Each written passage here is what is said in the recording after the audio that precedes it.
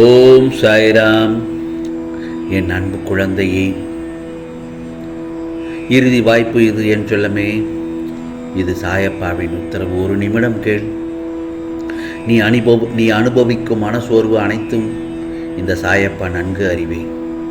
தினமும் நீ இரவும் பகலும் நிம்மதியில்லாமல் இருக்கிறாய் என்பதும் இந்த சாயப்பாவுக்கு நன்றாக தெரியும். தூங்குவதற்கு நல்ல படுக்கை இருந்தும் நிம்மதியாக தூங்க முடியவில்லையே.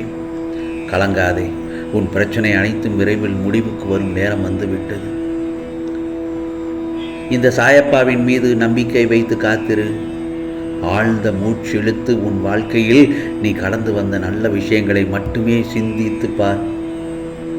உறுதியாக நல்லது நடக்கும் என்பதையும் முதலில் நம்ப வேண்டும். நேர்மறை எண்ணங்களை மட்டும் சிந்தித்து உன் வாழ்க்கையில் நடத்தி சென்றால் உன் எதிர்காலம் பற்றி அதிகமாக சிந்திக்க வேண்டாம். அப்படி நேர்மறையான எண்ணங்களை மட்டும் எண்ணிக்கொண்டு வந்தாலே உன் வாழ்க்கை சித்திரமாக நல்லதொரு வாழ்க்கையாக அமைந்துவிடும். உன் கஷ்டங்களை எல்லாம் இந்த சாயப்பாவிடம் விட்டுவிடு. நான் பார்த்து கொள்கிறேன். உன்னால் எதையும் செய்ய முடியாது என்று நினைக்காதே. எதை செய்தாலும் அதை தைரியமாக செய் என்று தான் நான் உன்னிடம் பலமுறை கூறியிருக்கிறேன். ஏனென்றால் நான் எப்போதும் உன் பின்னால் நிற்கிறேன் என்பதை நினைவில் வைத்துக்கொள். எல்லோரும் உன்னை போல நல்லவராக இருக்க வேண்டும் என்று நினைக்காதே. அதேபோல் யாரிடமும் எதையும் எதிர்பார்த்து நிற்க வேண்டாம். இதோ உனக்கு என்ன தேவையோ அதை மட்டும் தேடு. நல்ல பணம், நல்ல ஆரோக்கியம் மற்றும் அமைதியான வாழ்க்கையை உனக்கு விரைவில் நிச்சயமாக வழங்குவேன் உன் சாயப்பா. பிறகு அதை அனுபவிக்க தயாராக இரு. உறவு எதுவாக இருந்தாலும் நீ அவர்களை நம்ப கற்றுக்கொள்ள வேண்டும். உறவின் வேர்கள் மறுவாக இருக்க வேண்டும் என்பதை நீ மறந்து விடாதே. அப்போதுதான் அப்போதுதான் உன் உறவுகள் உன்னுடன் இருப்பார்கள். நான் சொல்வது உனக்கு புரிகிறதா? கவலைப்படாதே. நீ விரும்புவதையும் உன்னை விரும்புபவர்களையும் உன்னை விரும்பாதவர்களையும் நான் உன்னை விட்டு பிரிக்க மாட்டேன் என் செல்லமே. உன்னை விரும்புபவர்களை மட்டும் உன் கூடவே வைத்துக்கொள். என் மீது நம்பிக்கை வை. இந்த உலகை விட்டு சென்றும் சர்வசக்தியுடன் நான் காப்பாற்ற வேலை செய்வேன். நான் உன்னிடம் கேட்கும் தட்சணை என்ன தெரியுமா? அது உன்னிடம் நான் பலமுறை கூறியிருக்கிறேன். நான் உன்னிடம் கேட்கும் தட்சணை ரெண்டே தான். நம்பிக்கையும் பொறுமையும் மட்டும்தான். இதையே தாரக மந்திரமாக கொண்டு உன் வாழ்க்கையில் நீ பயணித்து வந்தால், அதை உபயோகித்து வந்தால், நீதான் இந்த உலகத்துக்கே ராஜாவாக இருப்பாய். ஏனென்றால் நீ நினைத்ததெல்லாம் உன் வாழ்க்கையில் நடக்கும். நம்பிக்கையும் பொறுமையுடன் இருந்தால். இந்த இரண்டும் யாரிடம் இருக்கிறதோ அவர்களுக்கு என் அருள் நிச்சயம் உண்டு. என்னுடைய சித்திரத்தில் நான் அருளற்ற ஆற்றலுடன் இருந்து அருள் புரிவேன்.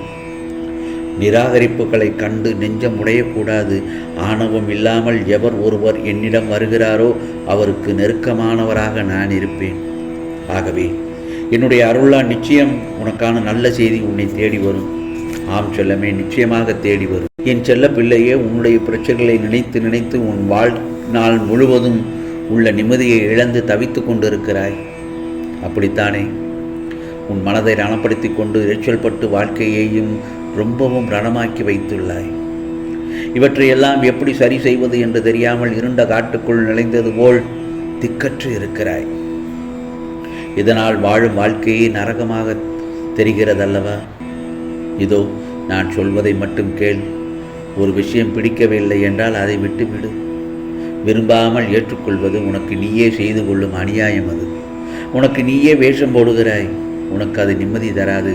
மற்றவர்களுக்கு நிம்மதி இல்லாத சூழலை அந்த இடத்தில் உருவாக்கிவிடும். அதை விட்டு நகன்று விடுவது தான் சாலச் சிறந்தது. அமைதியாக போவது தவறில்லை. ஆனால் அந்த அமைதியை ஏற்க முடியாமல் சில பேர் இருப்பார்கள். ஏனென்றால் உன்னிடம் அவர்கள் பேசி பழகிவிட்டார்கள். அவர்களுக்கு அது ஏற்றுக்கொள்ளக்கூடியதாக இருக்காது. உனக்கு பிடித்த மாதிரி எல்லோரும் இருக்க மாட்டார்கள். ஆனால் அவர்கள் செய்யும் விஷயங்கள் வருத்தப்படுத்தி கொண்டு இருக்கும் என்றால் மனம் வருந்தாமல் அமைதியாக விலகிவிடு.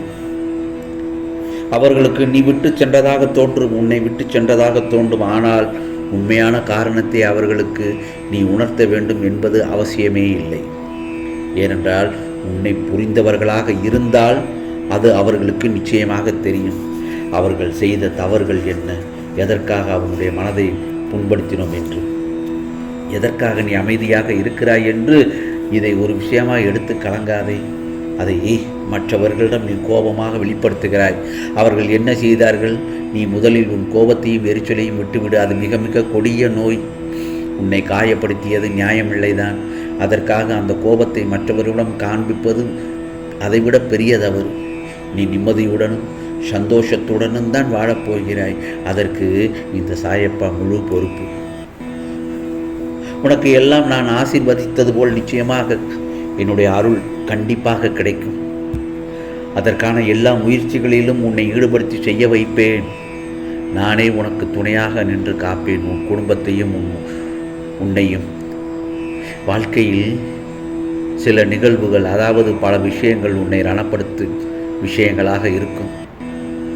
சில நிகழ்வுகள் மனதிற்கு சந்தோஷத்தையும் கொடுக்கும், நிம்மதியும் கொடுக்கும். அப்படித்தானே கலந்த வாழ்க்கை. ஆகவே மனதிற்கு நிம்மதி தரும்போது அது ஒன்றும் உனக்கு தெரியாது. இதுவே குழப்பத்தில் உன்னை சுற்றி என்ன நடக்கிறது என்பதை அறியாத நிலையை உணர்வாய். அந்த சூழ்நிலையில் உன் அருகில் உனக்காக உன் சாயப்பா நான் இருப்பேன். உனக்கானதை நல்லது மட்டும்தான் நான் உனக்கு செய்து கொண்டிருக்கிறேன். இதோ உன் குடும்பத்திற்கு எல்லாம் வந்து சேரும் நேரம் வந்துவிட்டது. உனக்கான விடியல் கூடிய விரைவில் பிறக்க உள்ளது.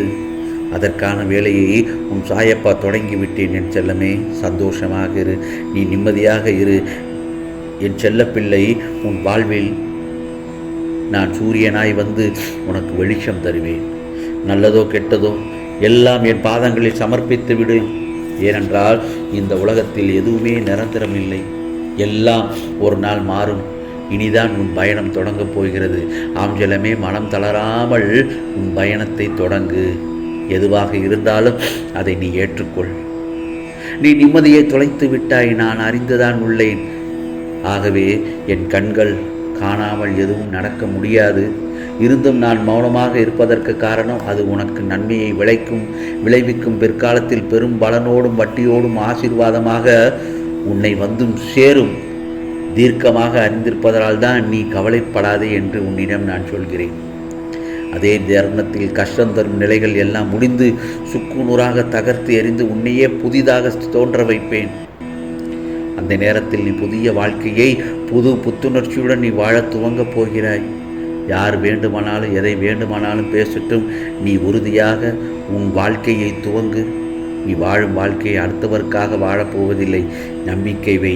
உன் மீது நீ வைக்கும் அசைக்க முடியாத நம்பிக்கைதான் உன்னை நான் வாழ வைக்கும் என் மீது நீ வைக்கிற நம்பிக்கையாகும். ஆகவே உன்னால் எதுவும் முடியும் என்று சொல். ஜெயமாக முடியும் அனைத்தும். ஆம் செல்லமே, நிச்சயமாக உனக்கானது நல்லதே நடக்கும், நல்லதே நடக்கும். ஓம் சாய்ராம், ஓம் சாய்ராம். ராம்ஜி அருள் கிடைக்கட்டும்.